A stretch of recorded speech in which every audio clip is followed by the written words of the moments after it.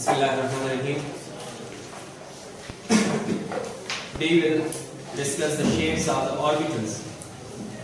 So you know, according to the quantum numbers which we discussed in the earlier lecture, we have four different subshells. That is S, P, D and F, right? So every subshell has, different orientation according to its value of L, that is the azimuthal quantum number, and based on the value of the azimuthal quantum number, we have values of magnetic quantum number. And magnetic quantum numbers gives us the orientation of that subshell, right? So these orientations will be termed as orbitals. Now, first of all, we will discuss the s orbital or the s subshell. So you know the value of L for the s orbital is 0. It means कि अगर एक electron के लिए L की value 0 है तो वो s orbital में होगा, regardless of the principal quantum number. ये principal quantum number क्या है? 1 है, 2 है, 3 है, 4 है, कोई फर्क नहीं पड़ेगा. अगर azimuthal quantum number 0 के बराबर है तो ये s ऑर्बिटल में होगा.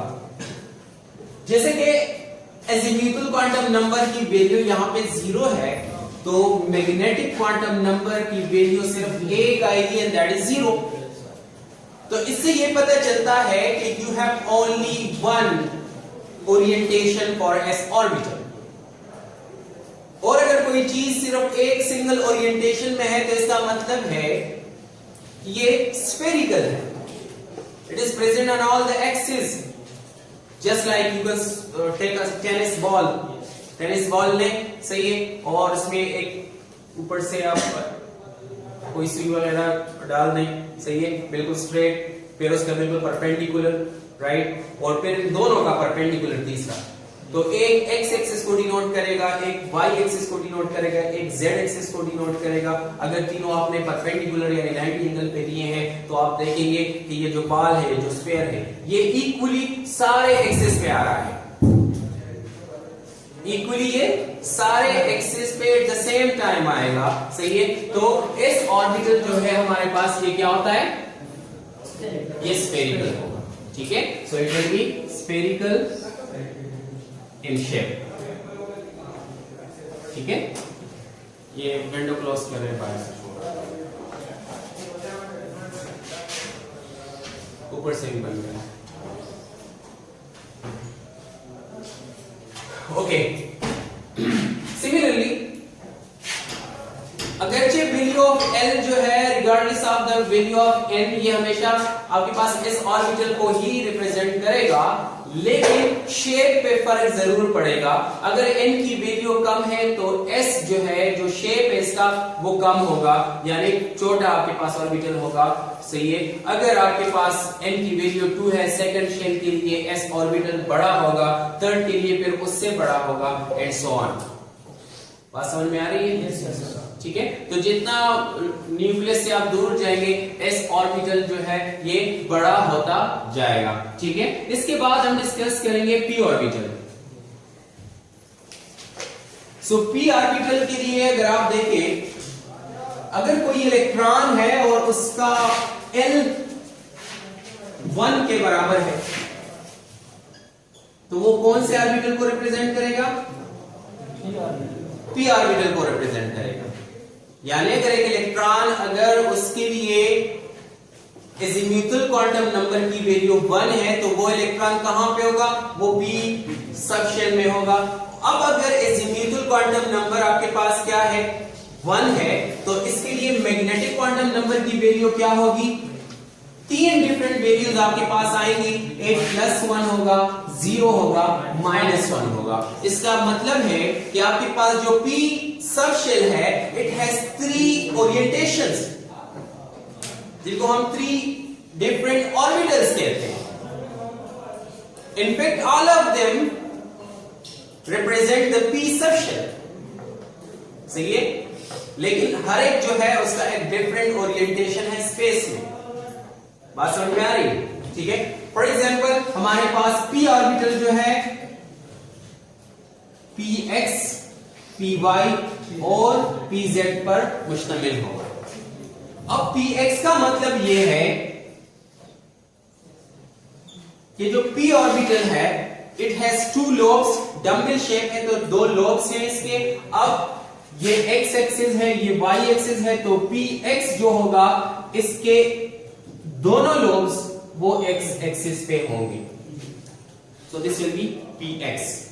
अगर आपके पास पी वाई है तो उस केस में for example this is Y axis and this is X axis, so ये आपके पास इस तरह पी वाई आ जाएगा। Similarly, for pz, let's say this is z, this is x, so अब ये pz हो जाएगा। ये एक्सिस अब देखिए ये x नहीं है, ये z दिया हुआ है, ठीक है। या मजीद अगर इस पे आपको कंफ्यूजन कोई महसूस हो रही है, ठीक है, तो इसको हम उसी तरह x रख लेते हैं, इसको y रख लेते हैं और z को मैं यूं ले लेता हूं। ये तीनों एक दूसरे का क्या होते हैं? परपेंडिकुलर होते हैं। सही है, ये z जो है ये देखिए x इस तरह, y इस तरह और z इस तरह होता है, ठीक है। तो अब इस पे आपके पास जो p ऑर्बिटल आएगा वो यूं आएगा, एक लो ऊपर एक लो नीचे इस तरह, ठीक है। तो ये pz आपके पास आएगा। अब p ऑर्बिटल जो है इसकी इलेक्ट्रॉनिक डेंसिटी जो है ये न्यूक्लियस, ये यहां पे न्यूक्लियस रिप्रेजेंट हो रहा है, तो न्यूक्लियस के करीब इसकी जो इलेक्ट्रॉनिक डेंसिटी है वो कम होगी और अवे फ्रॉम द न्यूक्लियस इसकी डेंसिटी ज्यादा होगी, यानी इलेक्ट्रॉन की प्रोबेबिलिटी यहां पे मैक्सिमम होगी, यहां पे कम होगी। सही है, लोब यहां पे कम है ना, तो यहां पे probability of finding the electron वो कम है, क्योंकि यू नो ऑर्बिटल की कोई फिक्स्ड बाउंड्री नहीं होती। It's just the space around the nucleus जहां पे probability of finding electron वो मैक्सिमम हो, ठीक है। तो अब इसकी P के केस में आपके पास away from the nucleus probability जो है वो ज्यादा होती है और जितना करीब आप न्यूक्लियस के आते हैं probability क्या होती है? कम होती जाती है, ठीक है। So this was p orbital। तीनों p orbitals जो हैं they are degenerate, जो px, py और pz है इनको हम डीजेनरेट ऑर्बिटल्स कहते हैं। ये क्या है? ये डीजेनरेट है। डीजेनरेट ऑर्बिटल्स का मतलब है कि दे हैव सेम एनर्जी, इनकी एनर्जी क्या है? सेम है, दे have same energy, right. Not only they have same energy but they are same in their properties, they have similar properties, their properties and their energies shall be same, right? So px में, py में, pz में कोई फर्क नहीं है, they are same, just their orientation is different। एक x axis पे है, दूसरा y एक्सिस पे है, तीसरा z एक्सिस पे है, ठीक है। अच्छा, इसके बाद जो है हमारे पास d ऑर्बिटल है, तो d ऑर्बिटल के लिए l की वैल्यू क्या होगी? anyone? 2 होगी, एग्जैक्टली। अब अगर किसी इलेक्ट्रॉन के लिए एजीम्यूथल क्वांटम नंबर की वैल्यू अगर 2 है तो वो किस चीज को रिप्रेजेंट करेगा? वो d को रिप्रेजेंट करेगा, यानी वो इलेक्ट्रॉन कहां पे होगा? वो d ऑर्बिटल में होगा, ठीक है। अब अगर n की वैल्यू 2 है तो m की कितनी वैल्यूज पॉसिबल है? 5 डिफरेंट वैल्यूज जो है वो पॉसिबल है, राइट। अब ये 5 जो डिफरेंट वैल्यूज है ये +2, +1, 0, -1, -2, यानी जो आपके पास d ऑर्बिटल है इट हैज 5 डिफरेंट ओरिएंटेशंस। कितने ओरिएंटेशंस है इसके? 5 डिफरेंट ओरिएंटेशंस इसके मौजूद हैं, सही है। अब ये ओरिएंटेशंस जो है in space dxy, dyz, dzx, dx2y2 and dz2। आप इनमें से कोई भी मैग्नेटिक क्वांटम नंबर की वैल्यू इनको असाइन कर दे, +2 लेट से dxy हो गया, +1 ये हो गया, 0 ये हो गया, -1 ये हो गया, -2 ये हो गया, कोई फर्क नहीं पड़ता, they all are same, they are degenerate, they have same energy, they have same properties. Mathematical इनका जो हिसाब किताब होगा वो सेम होगा, सही है ना।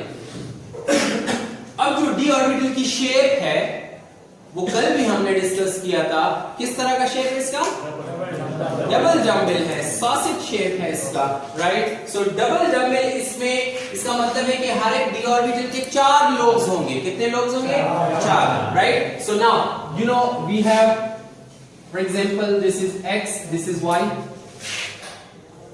This is y, this is z, this is x, this is z, कोई भी आप कर सकते हैं, ठीक है।